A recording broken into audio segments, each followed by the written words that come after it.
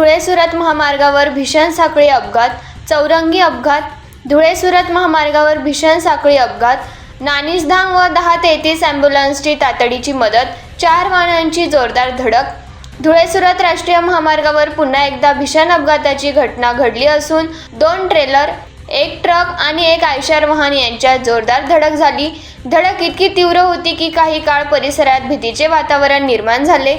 घटनेची माहिती मिळताच नानिजधाम रुग्णवाहिकेचे पायलट सुरेश वसावे तसेच 1033 ॲम्ब्युलन्सचे कर्मचारी तत्काळ घटनास्थळी दाखल झाले. त्यांनी अपघातग्रस्त वाहनांमधील जखमींना बाहेर काढून तत्काळ विसरवाडी ग्रामीण रुग्णालयात उपचारासाठी दाखल केले. अपघातानंतर काही काळ महामार्गावर मोठी वाहतूक कोंडी निर्माण झाली होती. विसरवाडी पोलीस व महामार्ग मदत पथकाने तातडीने घटनास्थळी धाव घेऊन वाहतूक सुरळीत केली. दरम्यान अपघाताचे नेमके कारण अद्याप स्पष्ट झाले नसून वेग किंवा निष्काळजीपणा कारणीभूत असल्याची शक्यता व्यक्त केली जात आहे. पोलिसांकडून पुढील तपास सुरू आहे. मक्का वाला ठोका उसने गाड़ी को।